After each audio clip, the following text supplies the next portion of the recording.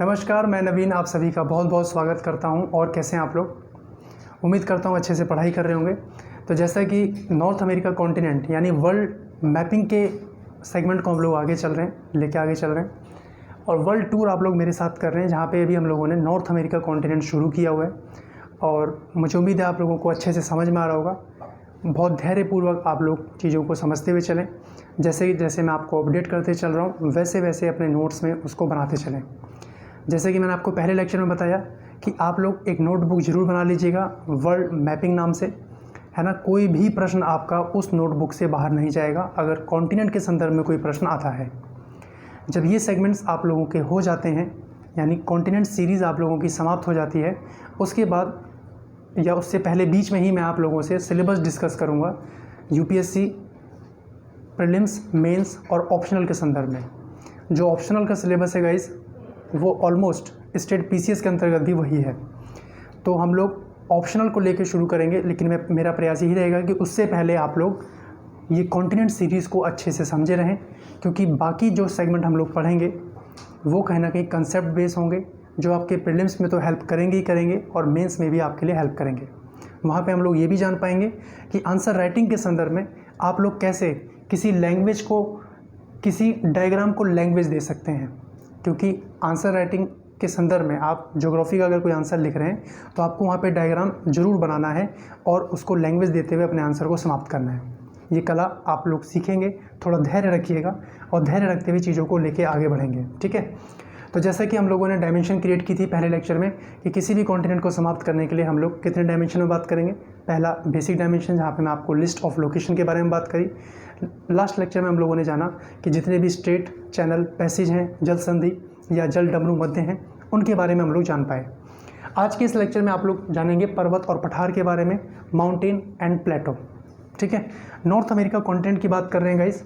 ये जो लाइनिंग आप देख पा रहे हैं, माउंटेन देख पा रहे हैं, इतने ही आपको ध्यान रखने हैं। अब इसके संदर्भ में और क्या क्या चीज़ें हैं वो आपको जान लेनी है, ठीक है।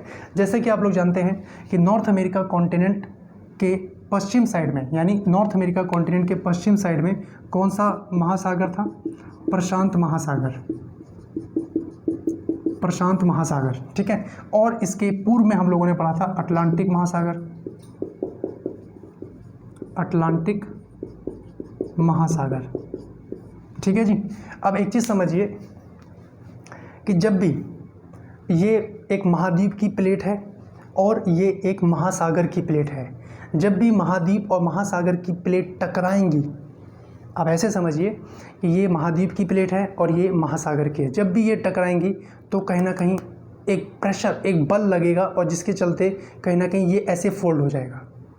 यही कारण है जो प्रशांत महासागर जो सबसे वृहद प्लेट है उसके और इस महाद्वीपीय प्लेट के टकराहट से कहीं ना कहीं आप यहाँ पे माउंटेन देख पाते हैं। हालांकि कंसेप्ट बेस्ड टॉपिक है, इसको हम लोग जियोमॉर्फोलॉजी के अंतर्गत समझने का प्रयास करेंगे। बट अभी आप लोग यहाँ पे ध्यान रखें कि नॉर्थ अमेरिका कॉन्टिनेंट के अंतर्गत जो पर्वत पठार है, इसमें western Cordillera of north America, western Cordillera यानी पश्चिमी कॉर्डिलेरा, उत्तर अमेरिका के पश्चिमी कॉर्डिलेरा के नाम से जाना जाता है। और इस पश्चिमी कॉर्डिलेरा के मध्य में जो पठार बन गए हैं उनको बोला जाता है अंतः पर्वतीय पठार। 2 पॉइंट क्लियर हुए। मैंने क्या कहा कि नॉर्थ अमेरिका कॉन्टिनेंट के पश्चिम में जो पर्वत श्रृंखलाएं बनी हैं उसको बोलते हैं पश्चिमी कॉर्डिलेरा। कॉर्डिलेरा मतलब क्या होता है कि अलग अलग टाइम में, यानी भिन्न भिन्न समय में और भिन्न भिन्न क्रियाओं के द्वारा जिसका निर्माण हुआ है उसको कॉर्डिलेरा के नाम से जाना जाता है। और अगर कॉर्डिलेरा की बात हो रही है तो आपके माइंड में सीधा स्ट्राइक करना चाहिए कि भाई नॉर्थ अमेरिका कॉन्टिनेंट की बात हो रही है। क्लियर। उसके बाद intermountain plateau of western Cordillera यानी अंतः पर्वतीय पठार, इसको प्रशांत कॉर्डिलेरा के नाम से भी जाना जाता है। यानी 2 पर्वत श्रृंखलाओं के मध्य जो पठारी क्षेत्र है उसको हम लोग कहीं ना कहीं अंतः पर्वतीय पठार के नाम से जानते हैं। अब इसके अंदर क्या क्या चीज़ें हमें जाननी है, वही काम लिस्ट ऑफ लोकेशन।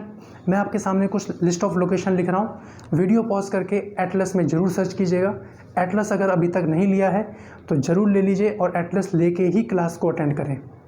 एटलस सामने रखें, एक हाइलाइटर ले लें, ठीक है, और उसको अच्छे से सजाएं। चलिए सबसे पहले बात करते हैं वेस्टर्न कॉर्डिलेरा, पश्चिम कॉर्डिलेरा के अंतर्गत। मैं यहाँ पे नाम लिख रहा हूँ। सबसे पहले लिखिएगा ब्रुक्स रेंज, पहला नाम लिखिएगा ब्रुक्स रेंज, पहला नाम लिखेंगे ब्रुक्स रेंज, दूसरा नाम लिखिएगा मैकेंजी रेंज, ब्रुक्स के बाद Alaska range,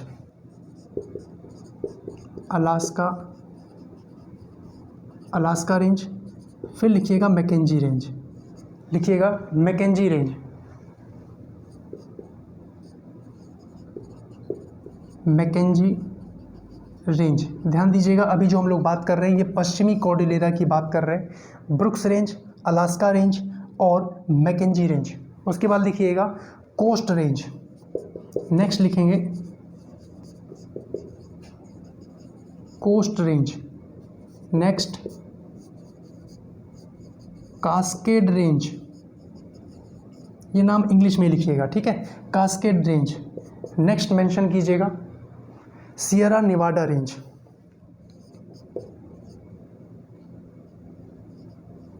Sierra Nevada range, SIERRA, Sierra Nevada range, ठीक है। नेक्स्ट लिखिएगा Sierra Nevada, Sierra Madre mention करेंगे, सियरा माड्रे, उससे पहले लिखेंगे सियरा नेवाडा रेंज के बाद रॉकी रेंज,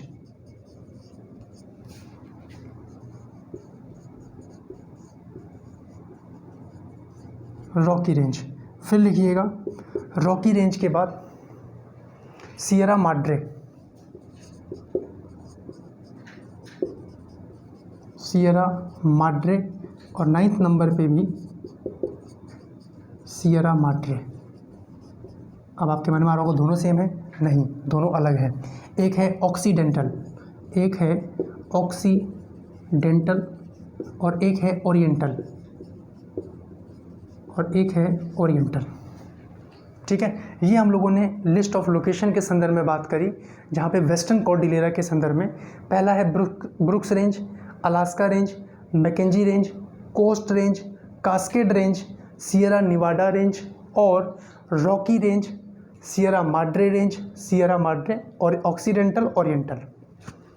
एक काम हम ये भी कर सकते हैं कि डायरेक्ट मैं यहाँ पे बोलूँ, डिक्टेट कराऊँ और आप लोग नोट कर लें, लेकिन आप स्टार्टिंग से देख रहे हैं कि ये पैटर्न हम लोग बिल्कुल फॉलो नहीं करने वाले हैं। जैसे कि आप लोग बार बार, मैं एक बात बोलता हूँ, सभी बच्चों से बोलता हूँ कि successful people do not do different thing but they do differently. तो आपको उसी फॉर्मेट को फॉलो करते हुए चलना है। अभी तनाव नहीं लेना है कि आपका सिलेक्शन होगा या नहीं होगा, अभी वो सब छोड़िए, आप अभी चीज़ों को समझिए, है ना, कि कंसेप्ट क्या है, क्या टॉपिक है, कितने स्तर तक हमको पढ़ना है, पहले वो चीज़। और अगर आप लोग IAS PCS की तैयारी कर रहे हैं तो अपने मन से एक ये मिथ निकाल दीजिएगा कि किसी भी टॉपिक का लाओ अनुसंधान कर दें, नहीं, है ना। जैसा कि मैंने कहा कि हम लोगों को सब कुछ नहीं पढ़ना है, हम लोगों को बहुत कुछ पढ़ना है, ठीक है जी। सब कुछ नहीं पढ़ना है, हम लोग MBBS PhD थोड़ा ना कर रहे हैं, है कि नहीं है। आपको ऐसे अपने आप को समझाना है। आइए अब देखिए, यहाँ पे जो मैंने लोकेशन के नाम बताए हैं, वीडियो पॉज कीजिए और इसको सर्च कीजिए और हाईलाइट कीजिए। वीडियो पॉज करके आप लोग आगे होंगे। अब ज़रा ध्यान से समझिए, मैं यहाँ पे मेंशन कर दे रहा हूँ ब्रुक्स रेंज, आप देख पाएंगे मैं यहाँ पे B से मेंशन कर दे रहा हूँ ब्रुक्स रेंज।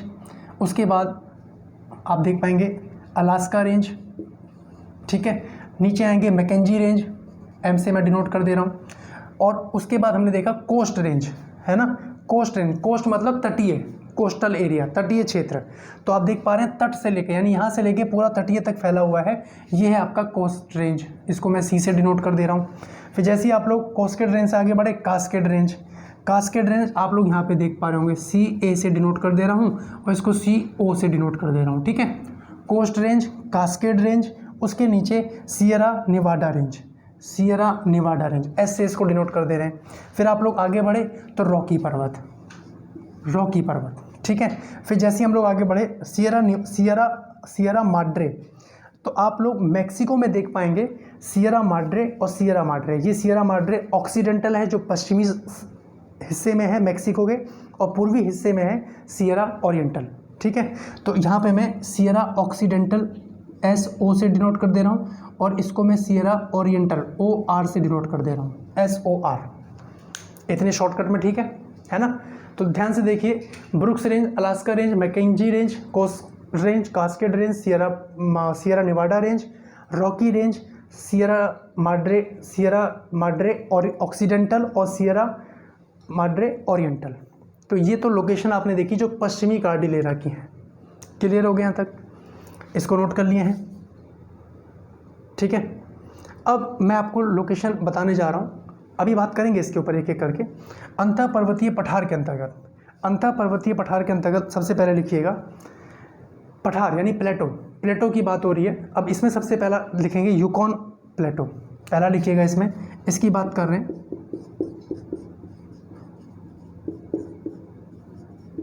यूकॉन प्लेटो, साथ साथ चाहे तो सर्च भी कर सकते हैं कहाँ पे देख पा रहे हैं आप लोग। फिर लिखिएगा ब्रिटिश कोलंबिया, ब्रिटिश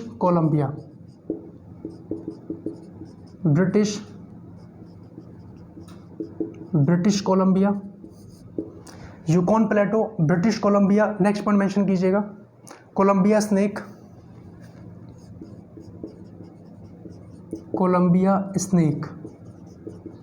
ठीक है। नेक्स्ट लिखेंगे ग्रेट बेसिन।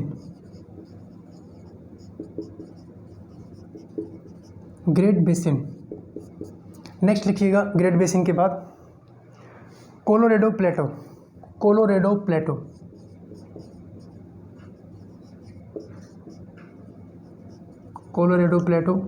नेक्स्ट लिखिएगा मैक्सिकन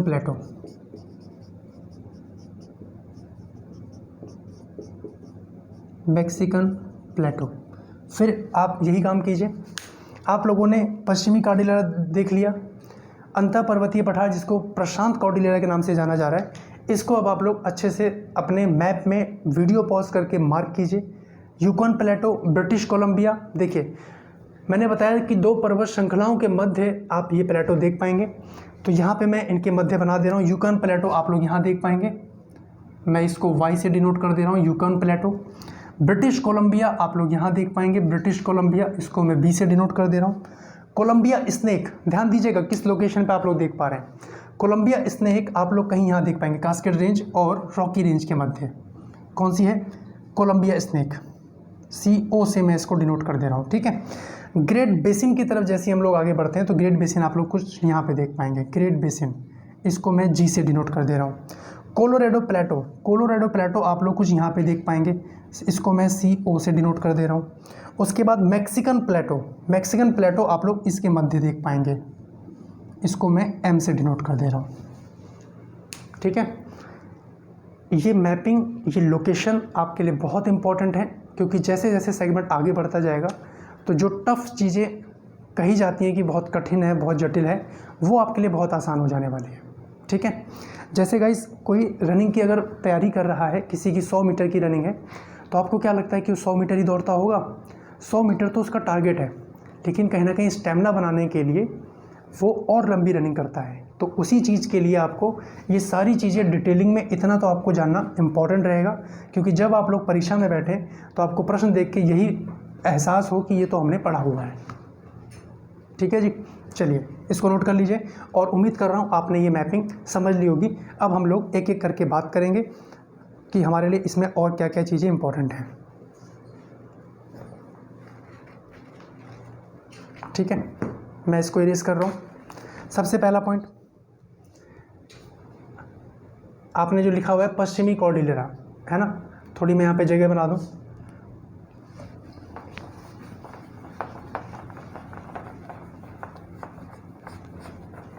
सबसे पहले बात करेंगे पश्चिमी कॉर्डिलेरा की, तो इसमें मेंशन कीजिएगा कि विभिन्न काल में भिन्न क्रियाओं के द्वारा, मेंशन करेंगे कि विभिन्न काल में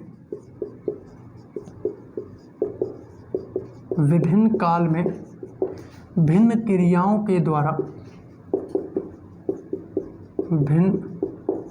के द्वारा। अब देखिए ऑफलाइन ऑनलाइन में यही थोड़ा सा है कि ऑफलाइन में तो हम डिक्टेट कर देते हैं, लेकिन यहाँ मैं आपके लिए लिख दूंगा ताकि आपको कोई दिक्कत ना लगे, ठीक है। तो आप लिखिएगा कि पश्चिमी कॉर्डिलेरा यानी विभिन्न काल में भिन्न क्रियाओं के द्वारा निर्मित पर्वतों के समूह को, क्रियाओं के द्वारा निर्मित पर्वतों के समूह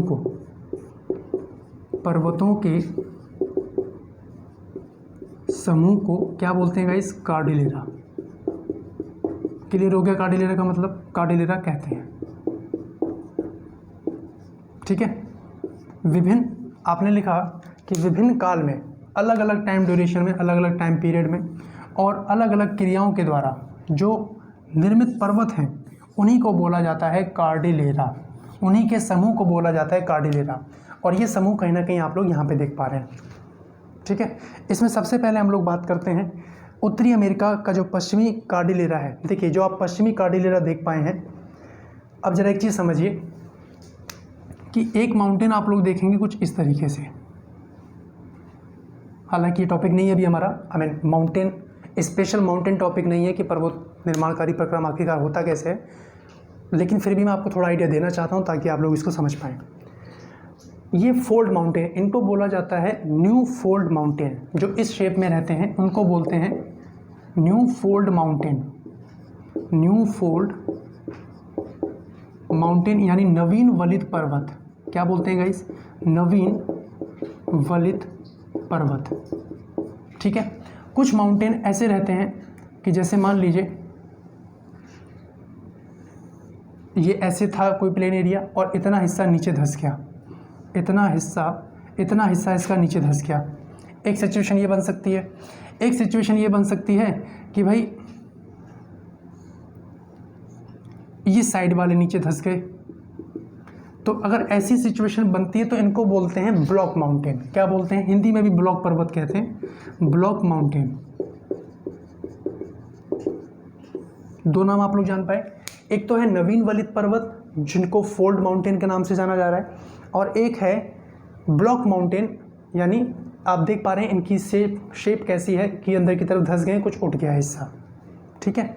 तो एक पॉइंट यहाँ पे इंपॉर्टेंट जो आपको ध्यान रखना है कि आप लोग जान पाए पश्चिमी कार्डिलेरा मतलब विभिन्न काल में भिन्न क्रियाओं के द्वारा निर्मित पर्वतों के समूह को कार्डिलेरा कहते हैं। नवीन वलित पर्वत अधिकांश, यानी अधिकांश नहीं, इस पश्चिमी कार्डिलेरा के सभी पर्वत नवीन वलित पर्वत हैं, केवल एक को छोड़ के। लिखिएगा सियरा निवाडा रेंज, सियरा निवाडा रेंज आप मेंशन करेंगे, एक पॉइंट मैं आपके लिए बोल दे रहा हूँ।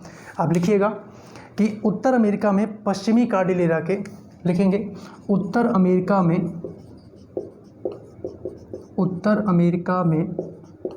पश्चिमी कार्डिलेरा, उत्तर अमेरिका में पश्चिमी कार्डिलेरा के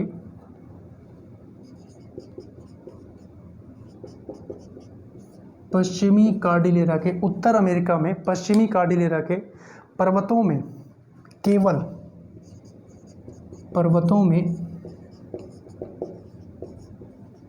केवल ध्यान दीजिएगा, केवल सियरा निवाडा रेंज मेंशन करेंगे।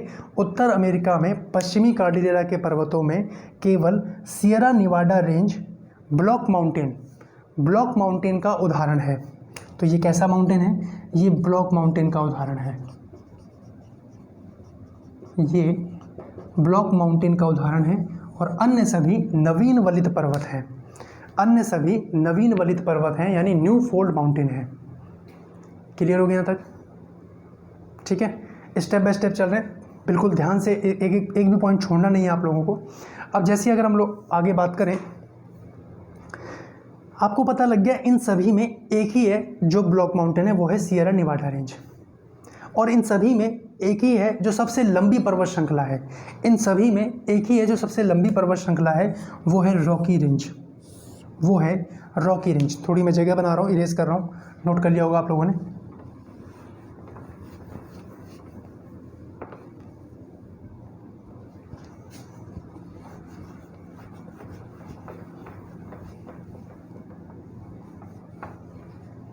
ठीक है, थोड़ा यहाँ भी जगह बना दें।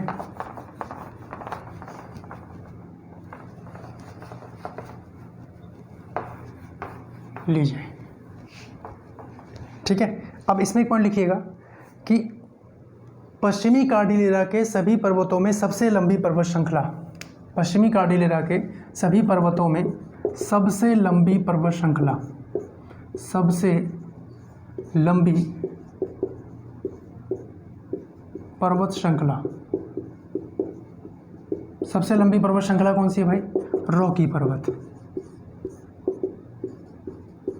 रॉकी पर्वत श्रृंखला, सबसे लंबी पर्वत श्रृंखला है रॉकी पर्वत श्रृंखला। ठीक है जी। अब जरा यहाँ पे ध्यान से समझिए, अगर आपसे पूछ लिया जाए कि कौन से नंबर की है अगर विश्व की अगर बात करें तो यहीं पे मेंशन कीजिएगा आप लोग कि विश्व की 4 लंबी पर्वत श्रृंखलाएं, 4 लंबी पर्वत श्रृंखलाएं।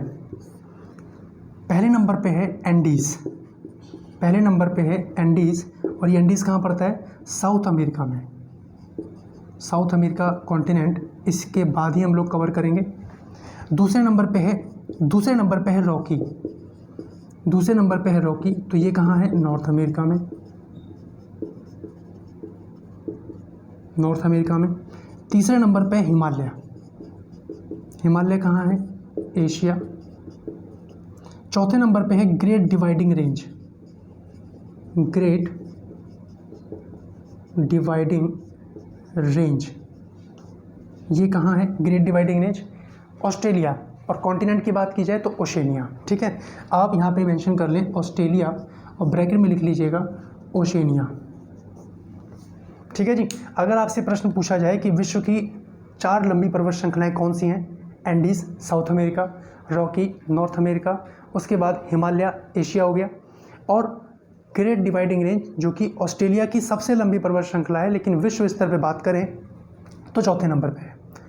तो पश्चिमी कार्डिलेरा की इन सभी पर्वत श्रृंखलाओं में सबसे लंबी पर्वत श्रृंखला है रॉकी, जो विश्व की दूसरे नंबर की सबसे लंबी पर्वत श्रृंखला है। इसको आप लोग ऐसे मेंशन कर लीजिएगा। क्लियर हो गया यहाँ तक? यहाँ तक के पॉइंट क्लियर। अब हमें पता लग गया कि भाई सबसे लंबी पर्वत श्रृंखला रॉकी है। उसके बाद ब्लॉक पर्वत की बात करें तो सियरा नेवाडा है। नेक्स्ट पॉइंट इसमें मेंशन करेंगे कि अलास्का रेंज की, नेक्स्ट पॉइंट मेंशन करें, मैं इसको इरेज कर रहा हूँ।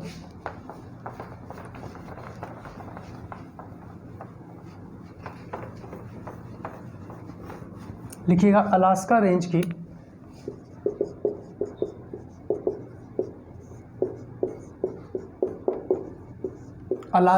की सबसे ऊंची चोटी, अलास्का रेंज की सबसे ऊंची चोटी, बहुत इंपॉर्टेंट पॉइंट है, इसका नाम बदल के भी पूछा गया है, तो आपको ध्यान रखना है। अलास्का रेंज की सबसे ऊंची चोटी, अलास्का रेंज यहाँ पे आप देख पा रहे हैं, ये माउंटेन आप देख पा रहे होंगे मैप में, देखिए और उसका नाम देखिए, और यहाँ पे मेंशन कीजिए कि अलास्का रेंज की सबसे ऊंची चोटी माउंट मैकिनली है, माउंट मैकिनली है। इसका एक दूसरा नाम है माउंट डेनाली, ये एग्जाम में पूछा गया था गाइस, पीसीएस में। ध्यान दीजिएगा कि अलास्का रेंज की सबसे ऊंची चोटी माउंट मैकिनली है, ठीक है। उसके बाद लिखेंगे इसका नया नाम माउंट डेनाली, इसका नया नाम, माउंट मैकिनली का नया नाम माउंट डेनाली, ठीक है जी, माउंट डेनाली। जब आप लोग इन लोकेशन से परिचित हो जाएंगे, इन कॉन्टिनेंट से परिचित हो जाएंगे, तो करंट अफेयर्स को समझना आप लोगों के लिए बहुत आसान हो जाएगा। करंट अफेयर ही नहीं, वर्ल्ड हिस्ट्री जब आप लोग पढ़ेंगे वो भी बहुत आसान हो जाएगा, समझ रहे हैं।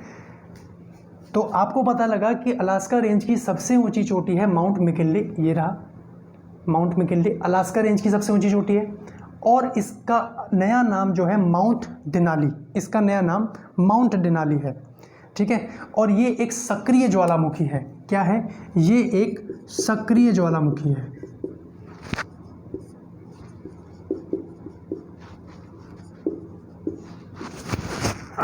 सॉरी,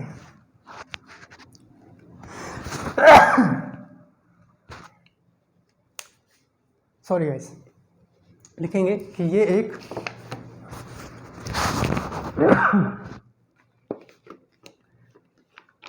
चलिए कोई बात नहीं,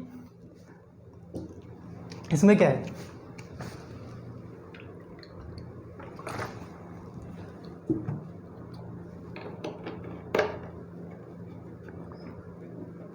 चलिए वन मोर।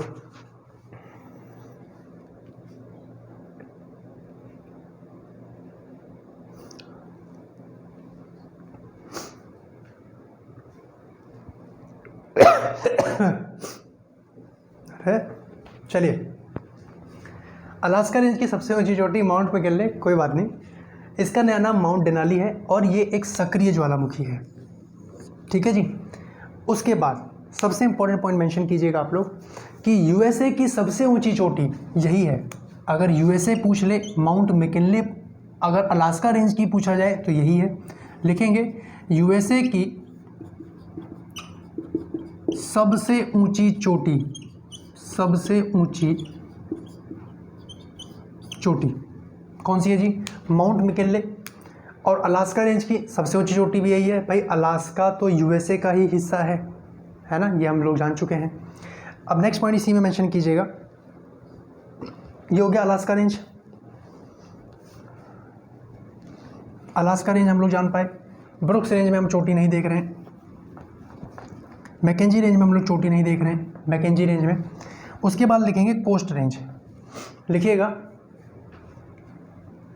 देखिए यहाँ पे मैं मेंशन कर दे रहा हूँ कि यूएसए की सबसे ऊंची चोटी जो है वो है माउंट डेनाली या माउंट मैकिनले। ठीक है, ये मैं क्यों लिख रहा हूँ अभी आपको पता चल जाएगा। उसके बाद आइए आगे,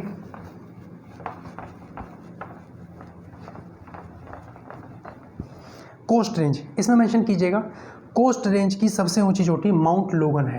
ये माउंट लोगन है। लिखिएगा कोस्ट रेंज की, कोस्ट रेंज की सबसे ऊंची चोटी, जैसा प्रश्न वैसा आंसर आपको देना है। कोस्ट रेंज की सबसे ऊंची चोटी माउंट लोगन, माउंट लोगन कोस्ट रेंज की, यानी ये जो कोस्टल रेंज है इसकी सबसे ऊंची चोटी है। देखिए पर्वत बहुत सारे हैं, है ना, जैसे कि मैंने कहा हमें सब कुछ नहीं पढ़ना है, बहुत कुछ पे आपको फोकस रखना है।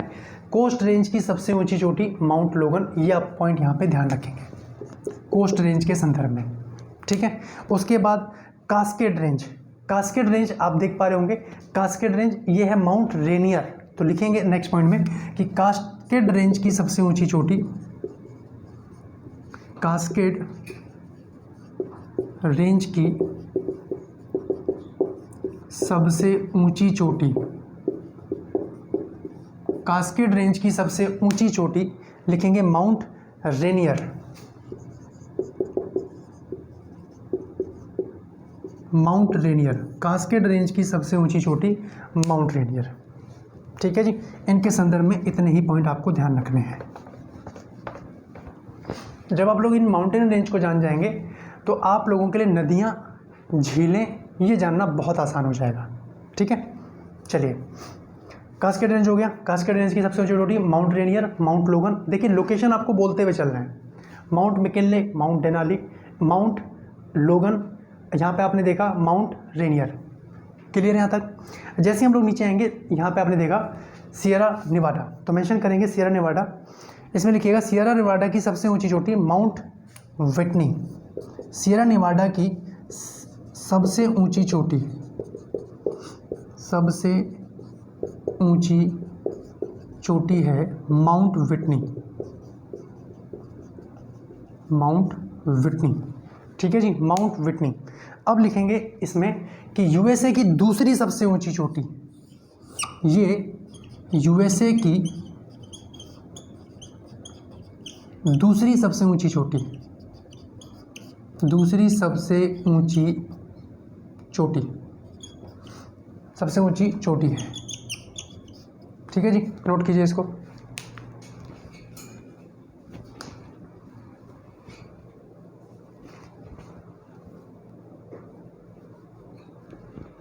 क्लियर है यहाँ तक? यूएसए की सबसे ऊंची चोटी माउंट डेनाली जो कि अलास्का रेंज की है और पूरे यूएसए की भी है। यूएसए की दूसरी सबसे ऊंची चोटी सियरा नेवाडा की है, माउंट व्हिटनी। क्लियर है यहाँ तक? नोट कीजिए इसको। फिर लिखिएगा रॉकी रेंज। मैं इसको इरेज कर रहा हूँ।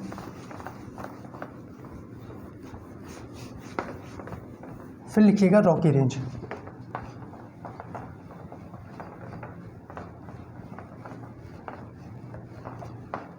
ठीक है, रॉकी रेंज के अंतर्गत मेंशन करेंगे रॉकी रेंज की सबसे ऊंची चोटी माउंट एल्बर्ट। देखिए सबसे लंबा, सबसे बड़ा बनाया हमने इसे। रॉकी रेंज की सबसे ऊंची चोटी माउंट एल्बर्ट। मेंशन करेंगे रॉकी रेंज की सबसे ऊंची चोटी माउंट एल्बर्ट, माउंट एल्बर्ट, ठीक है जी। यूएसए की सबसे ऊंची माउंट डेनाली, यूएसए की दूसरी सबसे ऊंची चोटी सियरा नेवाडा की आपने माउंट विटनी पढ़ा। क्लियर है यहाँ तक। रॉकी रेंज की सबसे ऊंची चोटी, रॉकी रेंज की जो कि सबसे लंबी पर्वत श्रृंखला है यूएसए की, नॉर्थ अमेरिका की, विश्व की दूसरे नंबर की है, और इसकी सबसे ऊंची चोटी है माउंट एल्बर्ट। क्लियर है यहाँ तक, इसको नोट कर लीजिए। अब जैसे कि आप लोग जान पाए, अब जरा ध्यान दीजिए,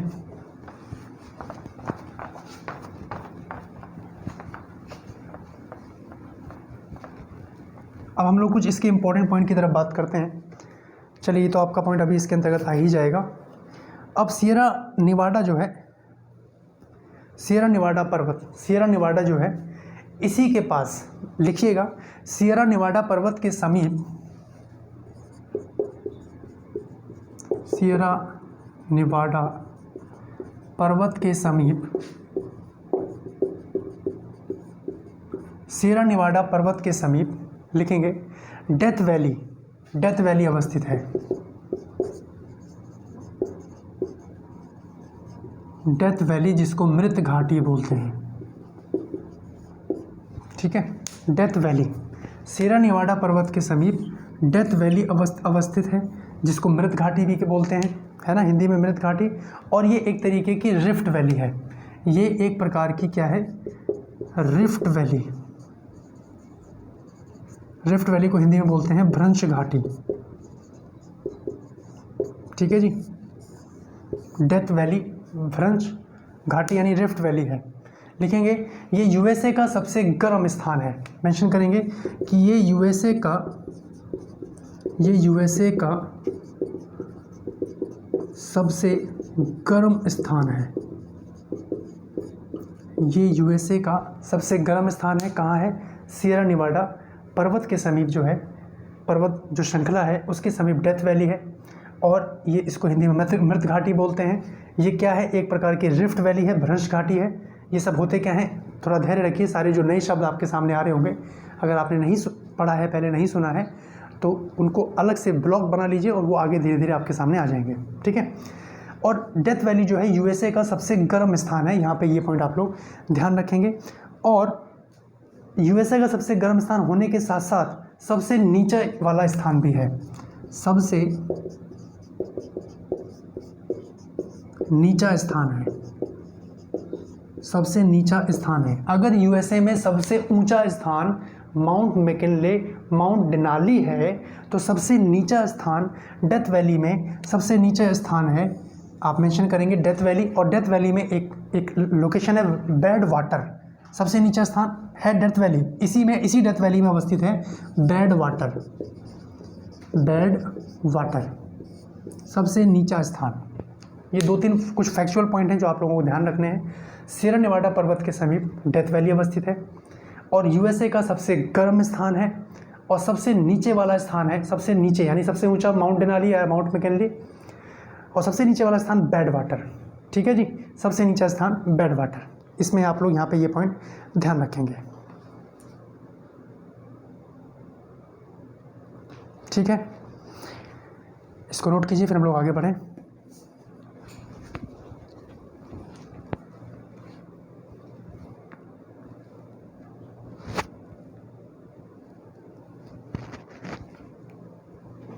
चलिए, उम्मीद कर रहा हूँ समझ में आ रहा होगा।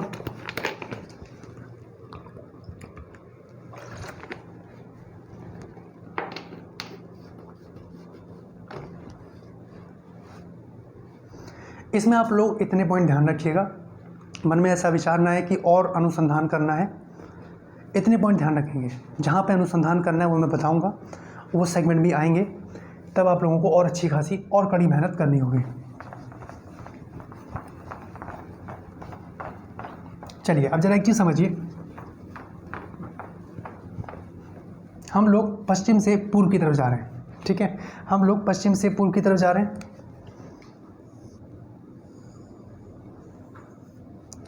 ये वाला लोकेशन अगर मैं बोल रहा हूँ प्रशांत महासागर है, ये क्या है, प्रशांत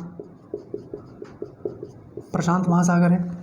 प्रशांत महासागर के बाद जैसे ही हम लोगों ने आगे बढ़े, हमारी मुलाकात हुई कोस्ट रेंज से। तो ये क्या है? Coast range. ये क्या है? Coast range.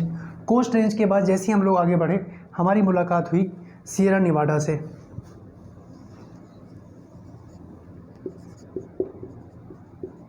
हमारी मुलाकात हुई सियरा नेवाडा से। सियरा नेवाडा के बाद जैसे ही आगे बढ़े, हमारी मुलाकात हुई रॉकी से, रॉकी माउंटेन से, है ना। रॉकी माउंटेन के बाद जैसे ही हम लोग आगे बढ़े, रॉकी माउंटेन के बाद जैसे ही आगे बढ़े तो यहाँ पे हाई लैंड है, उच्च भूमि। उच्च भूमि के बाद जैसे ही आगे बढ़ेंगे तो लो लैंड दिखेगा, यानी ऐसे ढाल वाली भूमि। और उसके बाद आप लोग पहुँच जाएंगे अटलांटिक महासागर। ठीक है, तो हम लोग यहाँ पे मेंशन कर लेते हैं। आपने देखा coast range, Sierra Nevada range, Rocky, और उसके बाद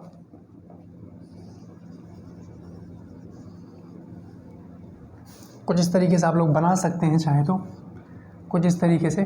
जो ये वाला हिस्सा है ये है अटलांटिक, अटलांटिक महासागर। अटलांटिक महासागर यानी पूर्वी क्षेत्र इस महाद्वीप का, है ना। उसके बाद जो ये वाला हिस्सा देख पा रहे हैं आप लोग, ये जो रेड कलर में लाइन है, ये है अपलेशियन पर्वत। क्या है? अपलेशियन।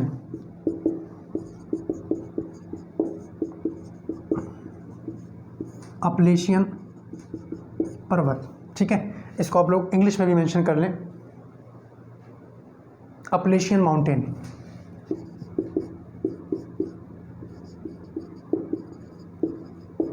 Appalachian mountain. अब जैसे कि मैंने आपको बताया कि ये कुछ यहाँ पे ऐसे देखने को मिलेगा, ये है हाईलैंड। यहाँ पे मेंशन कीजिएगा आप लोग कि उच्च भूमि पठार। ये क्या है? उच्च भूमि पठार। अब उच्च भूमि पठार से जैसे ही हम लोग आगे जाएंगे तो आपको ढाल वाला लोकेशन देखने को मिलेगा, जिसको बोला जाएगा लोलैंड, यानी ग्रेट प्लेन। ये वाला जो हिस्सा है ये है ग्रेट प्लेन। मैं यहाँ लिख दे रहा हूँ ग्रेट प्लेन, यानी लो लैंड। अगर ये हाई लैंड है तो ये लो लैंड है। ये अपलेशियन पर्वत, ये अटलांटिक महासागर, यानी इस क्रम में हम लोग आगे बढ़ गए। क्लियर है यहाँ तक? इसको नोट कीजिए, इसको नोट कीजिए, फिर हम लोग आगे बढ़ते हैं।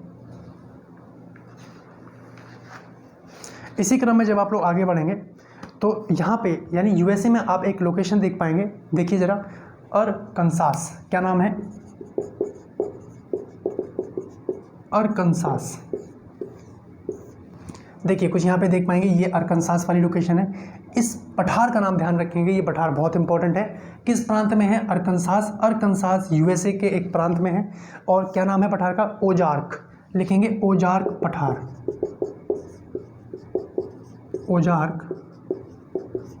ओजार्क पठार यूएसए के किस प्रांत में है? तो अरकनसास प्रांत में है। इसी क्रम में हम लोग आगे बढ़े, यानी आप कह सकते हैं कि उच्च भूमि में है। कहाँ है? उच्च भूमि में। ठीक है, कोस्ट रेंज के बाद जैसे ही हम लोग आगे बढ़े, कोस्ट रेंज के बाद जैसे ही हम लोग आगे बढ़ रहे हैं तो यहाँ पे आप लोग देख पाएंगे वैली ऑफ कैलिफोर्निया। ये वाला जो हिस्सा है ये है कैलिफोर्निया की घाटी, यानी वैली ऑफ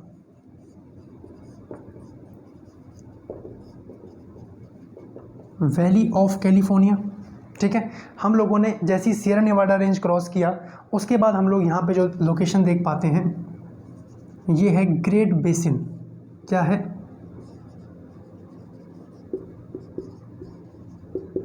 तो ग्रेट बेसिन कहाँ है गाइस?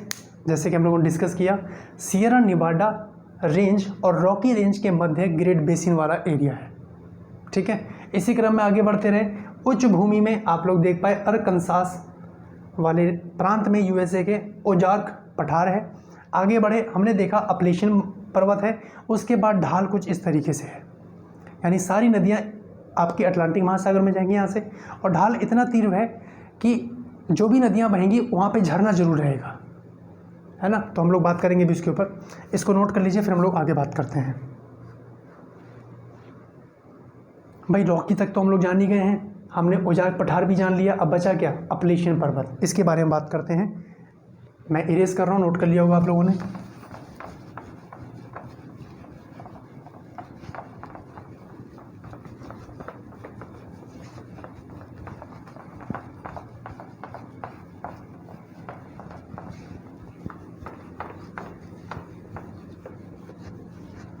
हेडिंग दीजिए अपलेशियन पर्वत।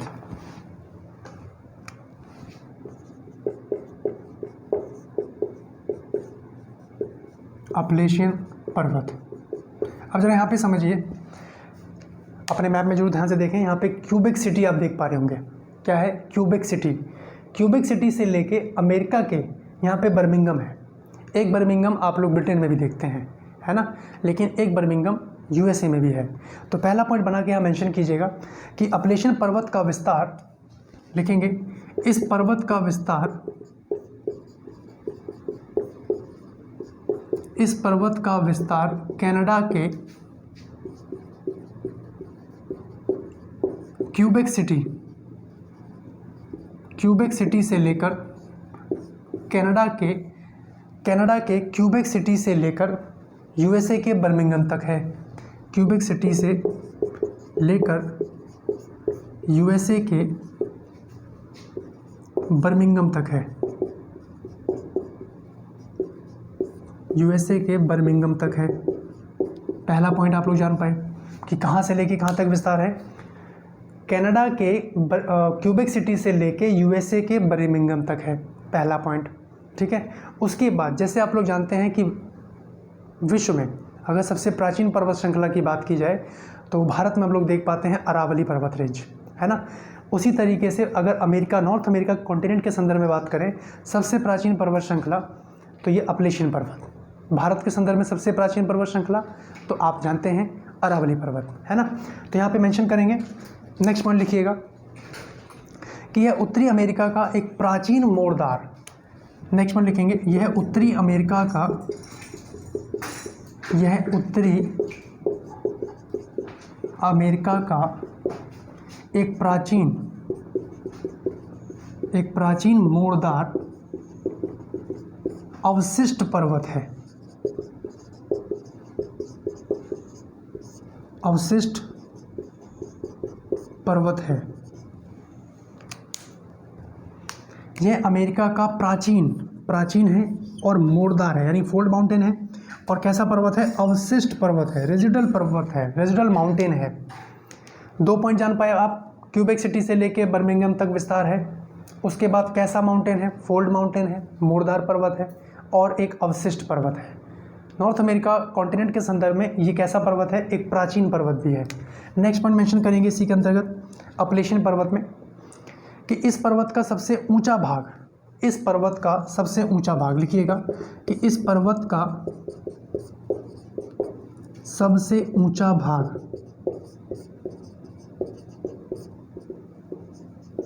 इस पर्वत का सबसे ऊंचा भाग ब्लू रिज। क्या है? Blue ridge. ब्लू रिज है, सबसे ऊंचा भाग बोला है, सबसे ऊंची चोटी नहीं बोला है आपसे, ध्यान दीजिए।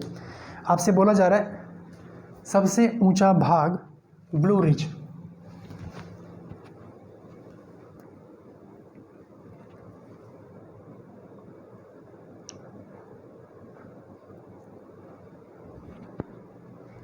चलिए आगे बात करते हैं। सबसे ऊंचा भाग ब्लू रिज। नेक्स्ट पॉइंट लिखिएगा इसमें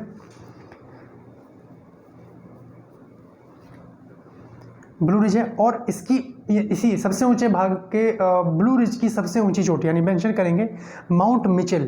क्या है? Mount Mitchell. सबसे ऊंचा भाग कौन सा है? अपलेशियन पर्वत का ब्लू रिज है। और यहाँ पे कौन सी पर्वत चोटी है?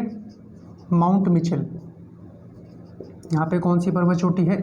ये पर्वत चोटी बनी हुई है, आप देखिए मैप में अपने, क्या है? Mount Mitchell.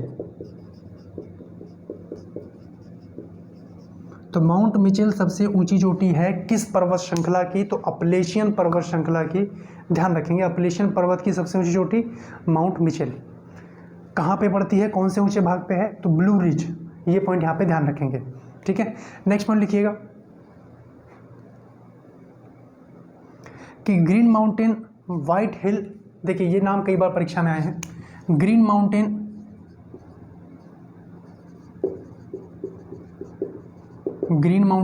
व्हाइट हिल। फिर लिखिएगा ब्लैक माउंटेन,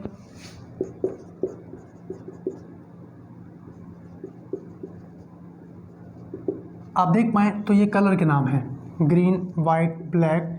ये कहाँ है? ये अपलेशियन पर्वत के ही हिस्से हैं ये।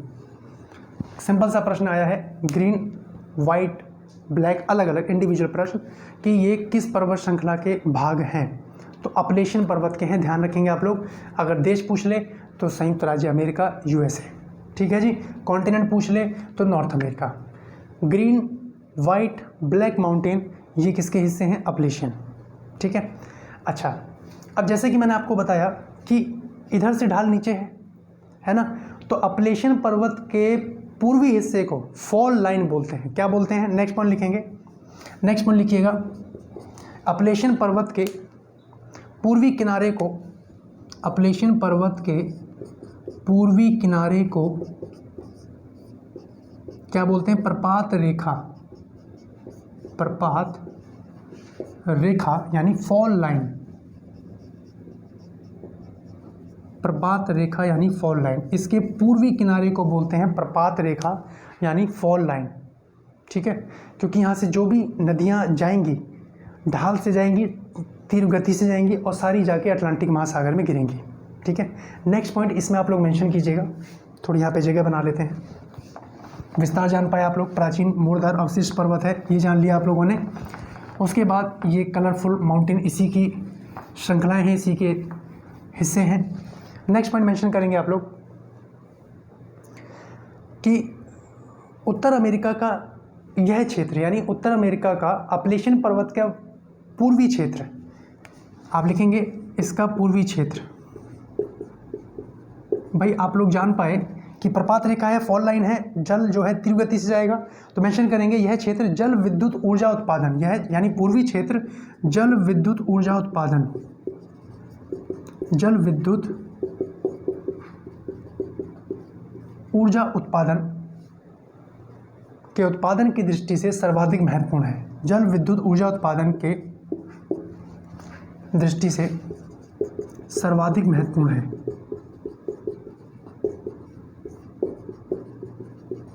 सर्वाधिक महत्वपूर्ण है।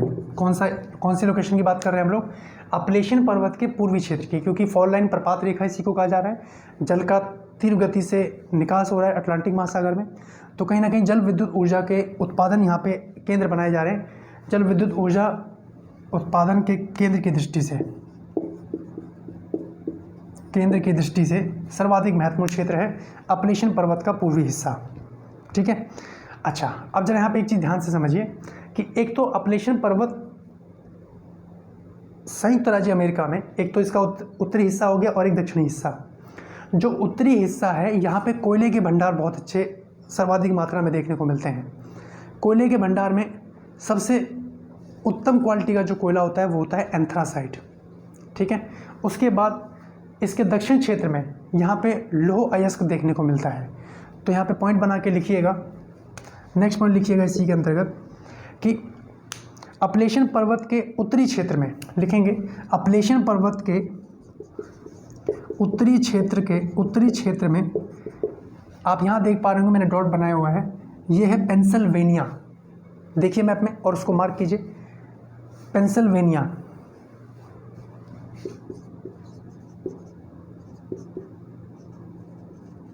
पेंसिल्वेनिया मार्क कीजिएगा और ये नाम ध्यान रखिए जो मैं आपको बताने का प्रयास कर रहा हूँ। लिखेंगे उत्तरी क्षेत्र में, अपलेशियन पर्वत के उत्तरी क्षेत्र में पेंसिल्वेनिया, लिखेंगे पेंसिल्वेनिया कोयले की भंडार की दृष्टि से, पेंसिल्वेनिया कोयले के भंडार की दृष्टि से यूएसए का, मेंशन करेंगे यूएसए का सर्वाधिक महत्वपूर्ण क्षेत्र है। यूएसए का सर्वाधिक महत्वपूर्ण क्षेत्र है। क्लियर हो गया? यानी अपलेशियन पर्वत का जो उत्तरी हिस्से में जो पेंसिल्वेनिया है, ये कोयले के भंडार की दृष्टि से यूएसए का सबसे महत्वपूर्ण क्षेत्र है। किसके लिए भाई? कोयले के भंडार। अब कोयले के भंडार में सबसे महत्वपूर्ण कोयला है, लिखेंगे कि विश्व स्तर पर, यहाँ पर विश्व स्तर का उच्च क्वालिटी का यानी उच्च किस्म का कोयला एंथ्रासाइट पाया जाता है। क्या नाम है? एंथ्रासाइट। भाई आपको पता लग गया कि एंथ्रासाइट कोयला अमेरिका के संदर्भ में पेंसिल्वेनिया में पाया जाता है। क्या भारत में एंथ्रासाइट कोयला मिलता है? कहाँ मिलता है? कमेंट सेक्शन में कमेंट करके बताइएगा कि भारत के किस क्षेत्र में एंथ्रासाइट कोयला मिलता है। कमेंट सेक्शन में कमेंट करके आप लोग बताएंगे। छोटा सा आप लोगों के लिए होमवर्क, ठीक है। चलिए, आप नहीं जान पाए कि भाई उत्तर क्षेत्र में पेंसिल्वेनिया क्षेत्र में हम लोगों ने देखा कोयले के भंडार की दृष्टि से महत्वपूर्ण है और यहाँ पे एंथ्रासाइट कोयला पाया जाता है जो कि एक उच्चतम क्वालिटी का कोयला है, ठीक है। फिर लिखेंगे कि इसी पेंसिल्वेनिया के नीचे आप देख पाएंगे पिट्सबर्ग, मैं लिख दे रहा हूँ। इसी पेंसिल्वेनिया के बाद नीचे आप देख पाएंगे पिट्सबर्ग, इसी उत्तरी क्षेत्र में, उत्तरी क्षेत्र की बात हो रही है, पिट्सबर्ग लिखेंगे पिट्सबर्ग कि यहाँ पे बिटुमिनस कोयला, यहाँ पे बिटुमिनस कोयला की उपलब्धता है। कौन से कोयले की? बिटुमिनस कोयले की, बिटुमिनस कोयले की उपलब्धता है। कहाँ पे? पिट्सबर्ग में। नेक्स्ट पॉइंट इसी में लिखिएगा कि जिसके चलते यहाँ पे लौह इस्पात उद्योग स्थापित किए गए हैं। बिटुमिनस कोयला है तो यहाँ पे क्या स्थापित किया गया है? लौह इस्पात उद्योग, लौह इस्पात उद्योग, ठीक है। पिट्सबर्ग बिटुमिनस कोयला ध्यान रखेंगे, लौह इस्पात उद्योग यहाँ पे स्थापित किए गए हैं और इसी के चलते इसको यूएसए की लौह इस्पात राजधानी भी बोलते हैं, ठीक है, ध्यान रखेंगे। तो मेंशन कीजिएगा कि पिट्सबर्ग को यूएसए की, पिट्सबर्ग को यूएसए की लौह इस्पात उद्योग राजधानी, लौह इस्पात उद्योग राजधानी किसको कहते हैं जी? तो ध्यान रखेंगे आपका आंसर गलत नहीं होना चाहिए अगर आपके एग्ज़ाम में ऐसा प्रश्न आ गया, जो कि एग्ज़ाम में देखने को बनता ही है। लास्ट टाइम पूछा गया था संयुक्त राज्य अमेरिका के संदर्भ में कि कैपिटल ऑफ कॉपर कैपिटल यानी तांबे की राजधानी किसको कहा जाता है। चलिए ये भी कमेंट सेक्शन में बताइएगा कि दक्षिण अमेरिका महाद्वीप में तांबे की कैपिटल के नाम से किसको जाना जाता है। यहाँ पे तो हम लोग जान पाए कि लौह इस्पात उद्योग की राजधानी के संदर्भ में पिट्सबर्ग, ठीक है जी। अच्छा, ये तो हमने बात करी इसके उत्तरी क्षेत्र की। अब हम दक्षिणी क्षेत्र की बात कर रहे हैं, मैं इसको इरेज कर रहा हूँ। अब हम इसके दक्षिणी क्षेत्र की बात करें तो इसमें ध्यान दीजिएगा।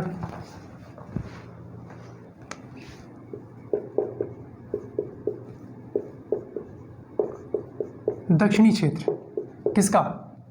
इसी अपलेशियन पर्वत का। तो मेंशन कीजिएगा अपलेशियन पर्वत के दक्षिणी क्षेत्र में भी लौह अयस्क के भंडार अवस्थित हैं। लौह अयस्क के भंडार अवस्थित हैं। किसके भंडार है दक्षिण में? लौह अयस्क के भंडार अवस्थित हैं अपलेशियन पर्वत के दक्षिण में, ठीक है। लिखेंगे कि यह लौह अयस्क की उपलब्धता के कारण ही बर्मिंघम में, लौह अयस्क की उपलब्धता के कारण ही, इसकी उपलब्धता के कारण ही बर्मिंघम में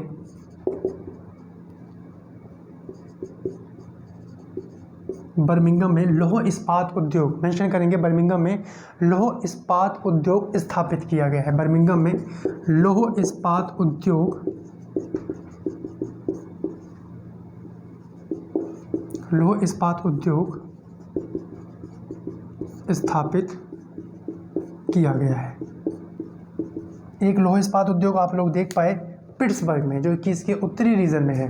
दक्षिणी रीजन में आप लोग देख पाए क्योंकि यहाँ पे लौह अयस्क के भंडार देखने को मिल रहे हैं और इसी के चलते अपलेशियन पर्वत का जो दक्षिणी क्षेत्र जहाँ पे बर्मिंघम तक इसका विस्तार है, वहाँ पे हम लोग देख पाते हैं लौह इस्पात उद्योग। क्यों? क्योंकि यहाँ पे लौह अयस्क की उपलब्धता अधिक है, ठीक है जी।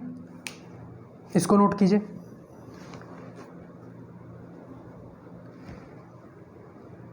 तो गाइज़ ये था आपका आज का कार्यक्रम, जहाँ पे हम लोगों ने बात करी basic dimension list of location की, स्टेट चैनल पैसेज के बारे में बात करी। हम लोगों ने आज के इस लेक्चर के माध्यम से पर्वत और पठार के बारे में जान पाए, जो आपके एग्ज़ाम की दृष्टि से महत्वपूर्ण है, ठीक है। नेक्स्ट लेक्चर में हम लोग बात करेंगे झीलों के संदर्भ में और वो सेगमेंट रहेगा महान झील, ग्रेट लेक्स, ठीक है। ये जो आप लोग देख पा रहे हैं इसी को हम लोग जूम करके पढ़ेंगे।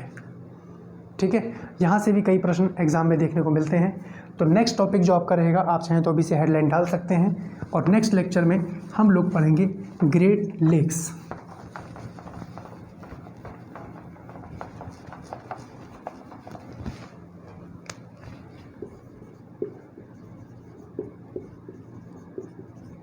ग्रेट लेक्स, महान झीलें।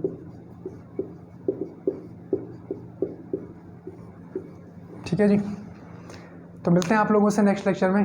तब तक के लिए बहुत बहुत धन्यवाद। अपना ध्यान रखिए और क्लासेस को अपने फ्रेंड सर्कल में सभी जगह इसको शेयर करें और उनको बताएं कि ज्योग्राफी की कक्षाएं यानी भूगोल की कक्षाएं यूपीएससी और स्टेट पीसीएस के लिए ऑप्शनल लेवल तक, प्रीलिम्स, मेंस और ऑप्शनल लेवल तक की कक्षाएं आपको इस प्लेटफॉर्म के माध्यम से दी जा रही हैं, जहाँ पे अभी हम लोग कॉन्टिनेंट सीरीज़ को शुरू किए हुए हैं। और बहुत ही जल्द मैं आप लोगों से डिस्कस करूँगा कंप्लीट सिलेबस